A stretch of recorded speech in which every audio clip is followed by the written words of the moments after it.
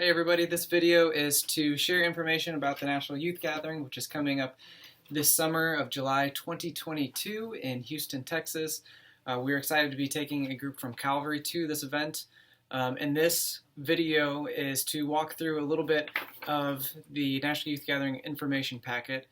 We're not going to read and talk about every single thing in this packet because it's 5 or 6 pages long, but I am going to be pulling out a few pieces of information that need to be highlighted, or maybe pieces of information that were not highlighted at the in-person meeting.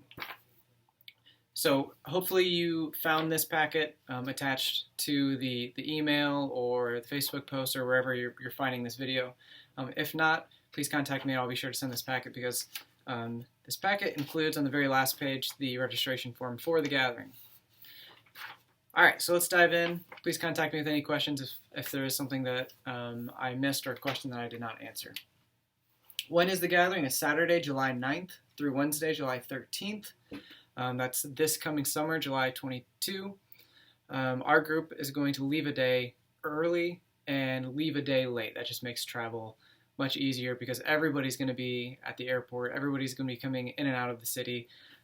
So a pretty common practice is go a day early and leave a day late. So we're going to be leaving July 8th and returning back to Indianapolis on July 14th. The gathering will be in Houston, Texas. I was there for a conference this past summer.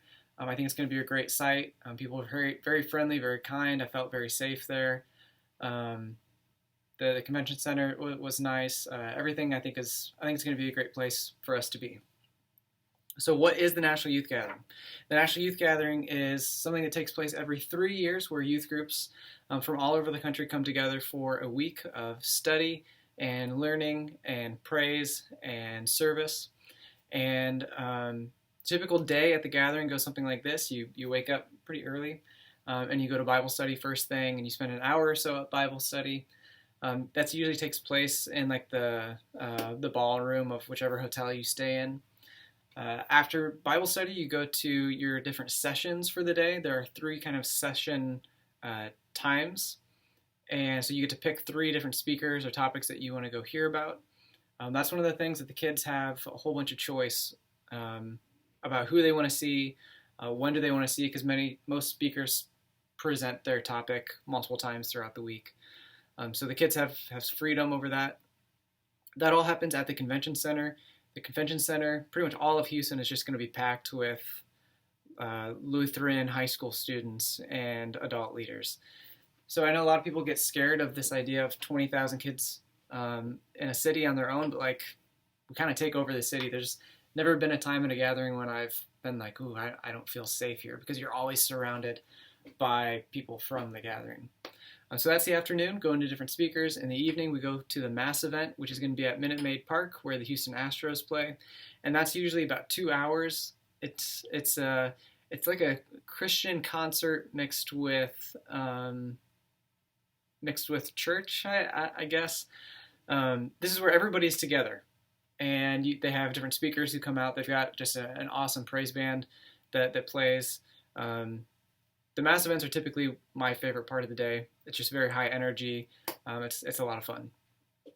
After the mass event is over, they have what's called Mass Event Plus, and this is when groups can stick around, and that's when bands will play or different performers will perform. It's like the first night we were there in 2019. That's when Toby Mac played. I Am They played the next day. The Skit Guys performed the day after that.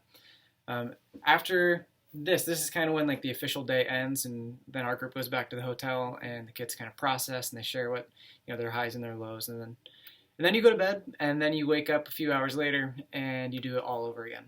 So for many kids, the National Youth Gathering is the highlight of their high school youth group experience. Plenty of kids have told me that that's the case for them. That was definitely the case for me when I was in high school. So that is kind of what the National Youth Gathering is. It's for youth who are currently in grades 8 through 12. The cost you'll see on your packet is about $1,500. Big, scary number. I totally get that. That is what it costs to send somebody to the gathering without any help, any financial assistance, without any fundraising. Calvary is committed to paying $300 per youth to help offset that cost down to about $1,200. And then also we're going to have about 9 different fundraisers over the course of this year to help hopefully bring that cost down to around $1,000 or so. Even if you're sitting here thinking, man, $1,000 is just unrealistic for me, please talk to me. We have money set aside. We have money specifically for this person or this reason. So money should be the absolute last reason that your child does not attend the National Youth Gathering. If that is a concern, talk to me. We will figure something out together to make this a possibility for your child. If your child does register for the National Youth Gathering, you see it on page 1, there's a section called Requirements. Those who register for the gathering are required to hit a certain attendance standard at youth group events. They have to, for high schoolers, so for grades 9 and up, that means that they have to attend 2 events per month. In the past, it's been that you have to attend 2 high school Sunday night events. This time around, we've kind of expanded that for the sake of flexibility for some families. You can either attend Sunday night high school events, or you can attend the Faith Talks Bible study on Sunday morning, which happens from 9:25 to 10:25 between the 2 church services. That doesn't count for May and December just because we don't offer as much as far as programming goes during those months because we're so busy, so we're not going to hold that against anybody. For our 8th graders, a little bit different for them since they're not coming on Sunday night and since they are already in confirmation on Sunday morning. They have to attend 70% of their 7th and 8th grade Wednesday night events. So 7 out of the next 10, that's the requirement. All right, next page 2 says things to know, freedom and trust. The big thing is that the kids are going to have a lot of freedom. They get to choose where they eat, what they spend their money on, the speakers that they attend, who they're going to sessions with. The reason that we have these requirements and that we have National Youth Gathering meetings leading up to the event is to give our group opportunity to build trust with each other. So that when we get to the gathering, we have that trust already established, and I can tell the kids, like, I'm giving you my trust, and I'm going to give it to them until they give me a reason not to. So that's definitely something to talk to your kids about. All right, let's go down to the next section is dates to know. The dates in this are either when we have our National Youth Gathering meetings or when payments are due. Fundraising dates are not included in this section. The National Youth Gathering meetings, I've had questions about what are those. Just about once a month, it's not every single month. We have a meeting from 7 to 8 p.m. So for the high schoolers, they just stick around for an extra hour that night. The 8th graders will have to come in for that. A couple of things happen during those meetings. One, we do group building to give our group an opportunity to get to know each other and to learn to trust each other and learn how to relate to one another. 2, we spend time in Bible study unpacking the theme for the National Youth Gathering. And 3 is we spend time talking about our upcoming fundraisers and how we're going to work together as a group to operate those fundraisers. So the National Youth Gathering meetings that you see listed there are really important, and I can't stress enough, like those are required because this trip is just so different than any other kind of trip that your child will take. Like, we have to spend time together and build trust with each other and learn how to communicate with each other. The payment dates on there, those are when I'm going to be sending out emails saying this is when things are due. Plenty of times in the past, people have come to me and said, like, can I push back a week, or can I pay early, or whatever it is. These are kind of just suggested dates. These are dates when I will be asking for payments, but it's kind of a fluid process. You're welcome to talk to me and work out your own process if you need to. All right, we look at page 3. There's a cost breakdown. I'll let you look at that. That's just where does your money go towards. I will point out that the transportation of $400, that is budgeted for us to fly. If we come to buying tickets in July and it's $300, then hey, everybody just saved $100, and that'll be $100 less for a payment that you have to make. The payment plan in the process, if you look on the right side, it gives you an example. So we have 4 different payments that we'll be making. And every time that we have a fundraiser, if your child participates in it, that'll go into their individual account for the gathering. So let's say if you'll see a payment to example, if your account has $100 in it from fundraising, then you will make a payment of $285 instead of $385. So I will tell you how much is in your child's account before payments are due.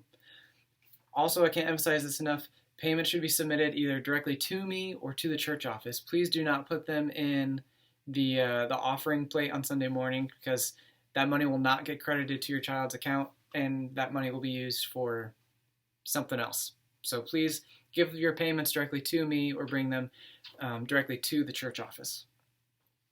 Adult leaders, we will be needing adult leaders for this event. I've already had more adult leaders or parents contact me to say that they'd like to go. I've had more people contact me than we will be able to bring. So you'll see there are some ratios. If we get 21 kids to sign up, we can take 6 adults. If we get 28 kids, we can bring 7 adults. The more kids we bring, the more adults that we bring as well. All right, moving on to our next page.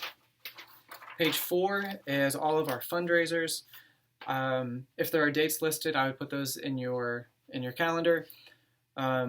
Know that I will be communicating about these fundraisers a whole bunch, most likely through email. So please make sure that if I email you, it actually comes into your inbox and not your junk. I'll let you read about the fundraisers on your own. We go to our next page, page 5. This is a question that I imagine most parents are asking. So what will I actually pay? So the cost for a participant is $1,555.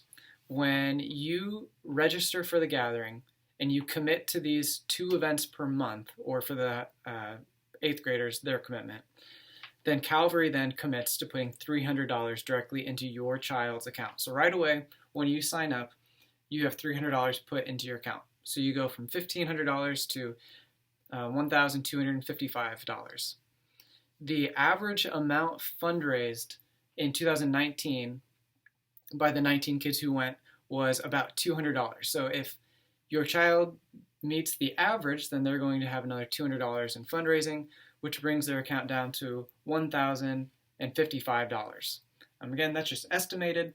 If your child fundraisers more, then this goes lower. If expenses for things like airfare are lower, then this number comes down as well. The goal is to get everybody around $1,000 or less. And again, we have extra money set aside and available. If even $1,000 doesn't work, again, please contact me. All right, that is all of the information that I have to pass on. At the end of your packet, you'll see there's the registration form. At the top, please note that it's due by Sunday, October 3rd.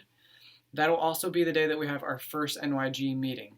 The NYG meetings, I should also say, those are for kids and adult leaders, with the exception of January and June. A parent has to attend those. But our first one is October 3rd. That's just for the kids and the adult leaders, and that is when your registration form and your $100 payment are due. Your child is welcome to bring those to youth group anytime between now and then, or to mail them into church, whatever it is, drop them off at school, at church on Sunday, however you want to do it. All right, I believe that's everything that we need to cover. If I missed anything, please contact me, send me an email or a text or however it is that you'd like to communicate with me, and I will pass on that information. The gathering is an awesome event. I highly encourage every child who is eligible to go to consider going. Before it's dismissed by anybody, please talk to me and say, hey, why is this such a big deal? Because I might be able to talk you into it. So again, huge event, huge opportunity, very beneficial. Please contact me with any questions, and I hope to see you and your registration form by October 3rd.